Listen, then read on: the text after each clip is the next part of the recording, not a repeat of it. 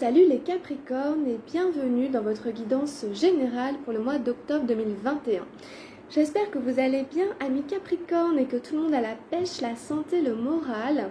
Alors c'est parti, on va aller retourner les cartes, on va aller voir un petit peu ce que vous réserve le mois d'octobre avec le tarot Oshozen. On ira voir avec le tarot de la transformation et puis on ira voir le petit message lumière pour finir la guidance. Alors, en énergie générale pour vous les Capricornes, j'ai eu la numéro 18 des arcanes majeurs, les vies antérieures. Ok, on y reviendra tout à l'heure. Alors, dans la vie physique et matérielle, on a eu l'intensité, le cavalier de feu. Dans la vie du mental, dans la vie psychique, on a la numéro 2 des arcanes majeurs, la voix intérieure. Dans la vie émotionnelle, on a eu le roi d'arc-en-ciel, l'abondance. Et dans la vie spirituelle, on a eu la numéro 19 des arcanes majeurs, l'innocence. Alors, c'est un assez beau tirage, amis Capricorne. Nous avons 3 arcanes majeures, une arcane arc-en-ciel, une énergie de feu. Nous n'avons pas d'air et nous n'avons pas d'eau.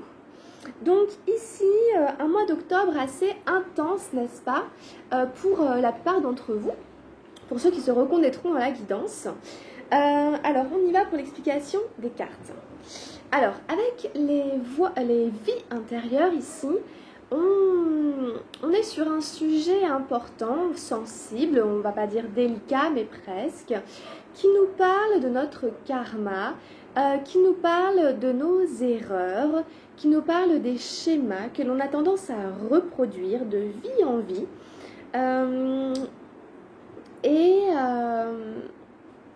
Ça peut nous parler soit d'un blocage, soit de la fin d'un karma. Donc de manière générale, ça nous parle un peu des dettes karmiques. Donc vous observerez un petit peu courant octobre, amis Capricorne, s'il y a des situations qui se représentent dans votre vie et si vous avez tendance à y répondre, à y réagir de la même manière qu'avant, dans ces cas-là, c'est le karma qui revient pour essayer de se libérer. Ou alors, il y a peut-être en effet des situations qui vont se présenter, voire se représenter, et à vous justement d'essayer justement de sortir de ce schéma et d'y répondre en fait différemment. Ça va nous parler du temps aussi avec le sablier. Ça nous dit que eh bien, dans la vie, on est mis à l'épreuve du temps, mais que le temps nous est compté. Bien sûr, on a une fin, d'accord? Et donc du coup, dans ce laps de temps qui nous est donné, il va être important justement d'essayer de ne pas reproduire les mêmes erreurs, de sortir de nos schémas et donc de soigner notre karma, de guérir notre karma pour quelque part se libérer de ces dettes karmiques et sortir, pour ceux qui croient, etc., ou même pour ceux qui ne croient pas, peu importe, sortir de ce cycle des réincarnations. Ça dit qu'en plus, vraiment, on peut reproduire les mêmes erreurs de vie en vie et qu'en fait, c'est comme si on perdait un peu notre temps. Donc à voir s'il y a des endroits où on perd son temps parce qu'en fait ça n'avance pas, parce qu'en fait ça patine, ça stagne. À cet endroit-là, vous pourrez vous dire, en fait c'est mon karma qui se joue. Donc j'essaie de faire autre chose avec cette situation parce que sinon je m'en sors pas et ça peut durer comme ça de vie en vie. Donc il y a quelque chose de l'ordre du karma, peut-être que c'est la fin aussi d'un cycle. Peut-être c'est la fin d'un cycle karmique et qu'il y aura après une nouvelle étape ici. Donc vous verrez un peu comment ça peut se traduire. Hein. Ça sera à vous de jouer avec ça quelque part.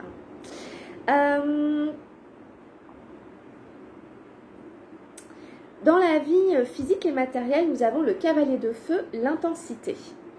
Donc il y a quelque chose ici qui est exacerbé. Il y a quelque chose qui est vraiment sous le signe du feu, sous le signe de l'intensité dans la vie physique et matérielle. Donc vous verrez aussi à quel niveau ça se joue. Quelque chose est exacerbé. C'est-à-dire qu'en fait, si vous voulez, il y a trop de quelque chose. Si vous voulez, ça en met un peu partout. Les gens autour de vous peuvent aussi être impressionnés. Il y a beaucoup d'énergie qui va se dégager de ce que vous allez donner, ce que vous allez mener, là où vous allez aller d'un point de vue physique et matériel.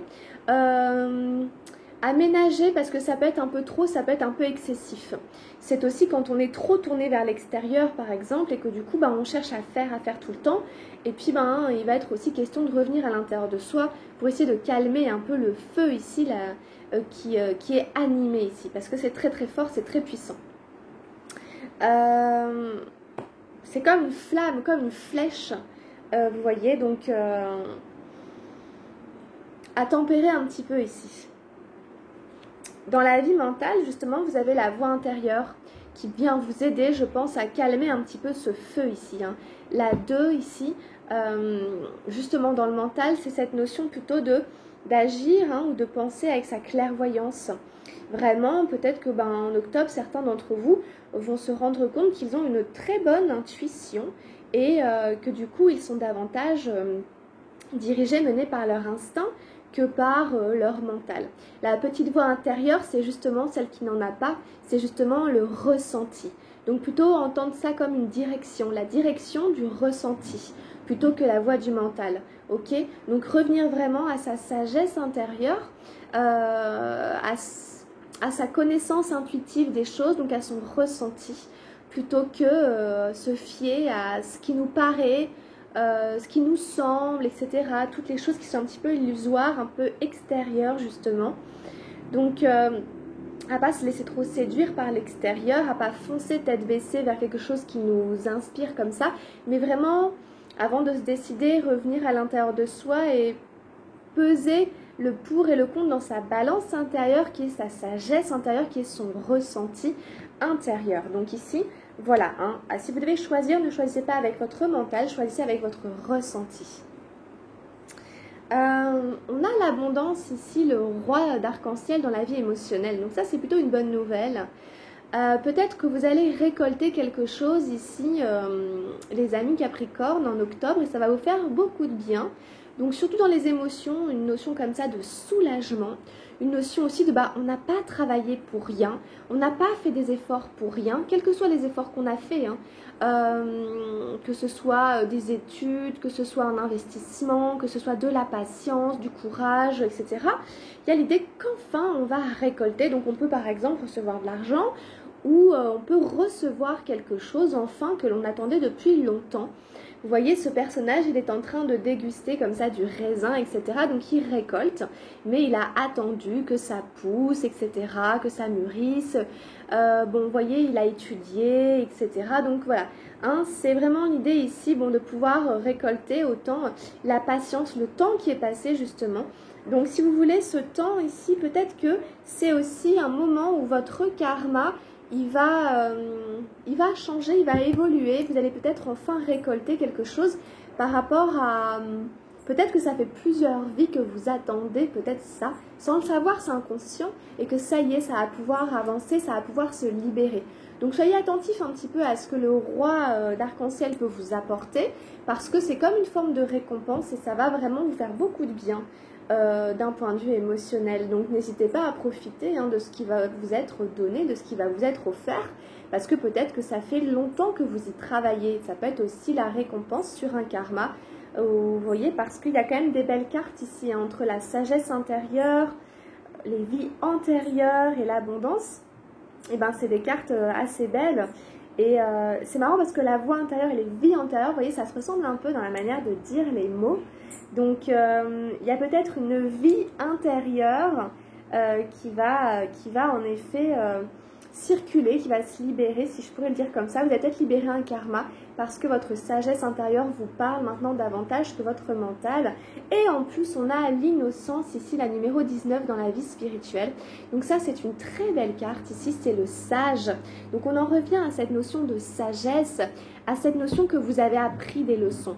Moi, je le vois plutôt comme ça. Du coup, j'ai l'impression que vous avez terminé de payer une dette karmique et vous êtes en train de vous libérer d'un karma, ok ? Plutôt le voir comme ça, parce qu'avec cette carte de l'innocence, dans la vie spirituelle, il y a cette notion que vous avez cheminé.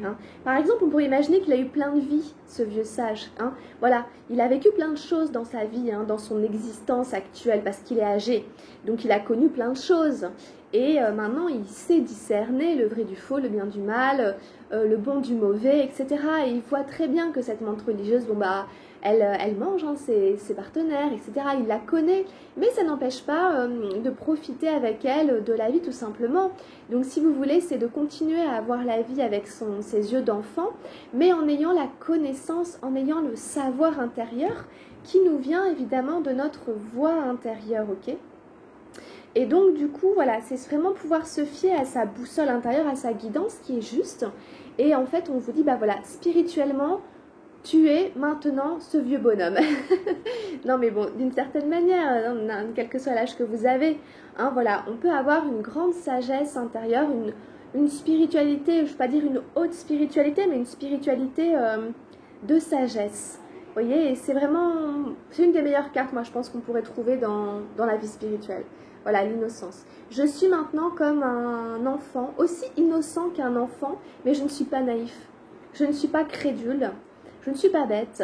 Mais par contre, j'envisage les choses sous leur angle positif. J'envisage les choses sous l'angle du bien, parce que je sais que c'est comme ça qu'on peut avancer, parce que je connais les choses. Je connais un peu les mystères de la vie, ou en tout cas ceux qui sont à ma portée, et qui m'ont permis, moi, d'avancer, de trouver qui je suis. Vous voyez, il est en train de sourire, en fait, le vieux sage à l'intérieur. Donc, voilà, c'est votre connaissance de la vie ici. Donc, au niveau spirituel, il y a quelque chose de très sage, de très zen. Et du coup, vous pouvez vraiment, en effet, continuer votre évolution spirituelle avec tout ce que vous avez déjà cheminé, qui est quand même, apparemment, quand même assez conséquent. Ou en tout cas, pour ceux qui ne se reconnaissent pas trop parce qu'ils n'ont pas encore une grande pratique de la vie, puis de la vie spirituelle, c'est quand même cette idée-là d'aborder la vie et aussi la spiritualité sous un angle de bah, en fait, moi, je veux le meilleur. En fait, moi, je veux le bien.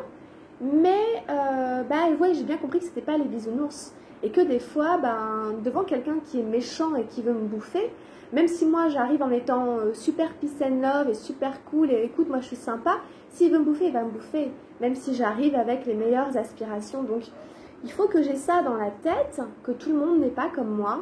Hein, mais ça ne m'empêche pas quand même d'essayer de tirer les choses vers le meilleur et de proposer moi, ma voix, moi, mes enseignements, moi ce que j'ai compris.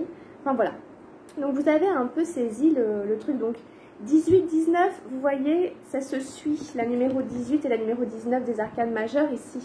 Donc il y a quelque chose ici en effet. Je pense qu'il y a une libération karmique qui vous permet aujourd'hui de vous poser dans la vie spirituelle avec plus de sagesse, plus de recul, peut-être même avec une forme de protection, parce que l'innocence, le savoir, la connaissance, ça protège.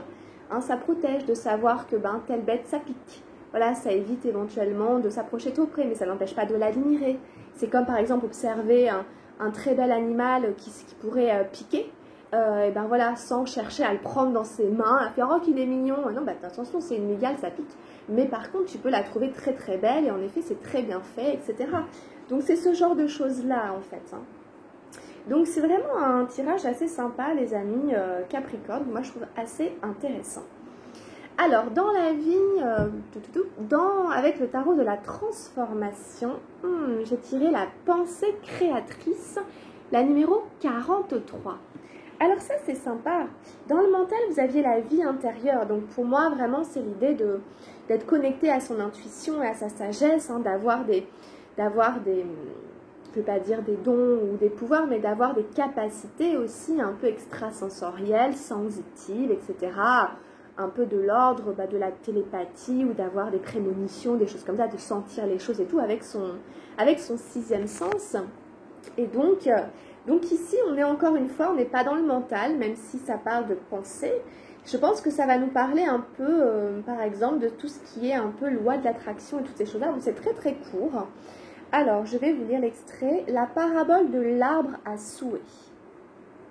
Puisqu'on voit en effet un personnage au crâne rasé qui a les yeux fermés, qui semble penser ou méditer, lui pousse sur la tête un arbre qui contient plein de choses très différentes, très variées les unes des autres. Il y a des petits fantômes, il y a un cercueil, quelqu'un dedans, puis il y a du vin, puis il y a de la nourriture, du thé. Il y a plein de choses, plein de monde dans sa tête. Alors, un penseur est un créateur de par ses pensées. Comprenez cette vérité fondamentale. Tout ce que vous éprouvez est votre création. Vous commencez par le créer, ensuite vous le ressentez, puis vous êtes pris par l'expérience parce que vous ne savez pas que la source de tout ce qui existe est en vous. Ouais. Donc c'est l'idée, ça rejoint les vies antérieures, la voix intérieure et tout ça, même l'innocence et tout. Ça revient cette idée qu'en fait, ce que je vois à l'extérieur de moi existe à la base à l'intérieur de moi. Hein, c'est comme si je ne pouvais pas vivre quelque chose qui n'est pas déjà à l'intérieur de moi, que j'en ai conscience ou pas. Et donc du coup, ça demande aussi à surveiller, à avoir une forme de vigilance par rapport à nos pensées, même les plus subtiles, même les plus cachées, comme nos peurs, nos angoisses intérieures et tout, elles ont une réalité. Donc quelque part, je les conçois, ensuite je les ressens et ensuite je les vis à l'extérieur dans mon corps. Donc c'est comme ça que ça marche. Donc en fait on vous rappelle que vous êtes un puissant créateur et ce sur quoi vous allez vous focaliser, vous allez le vivre. Donc faut revenir un petit peu à cette idée-là. Hein. C'est vous qui créez un petit peu le monde dans lequel vous vivez. On vous invite aussi à la méditation en fait. Ça parle aussi un petit peu de méditation.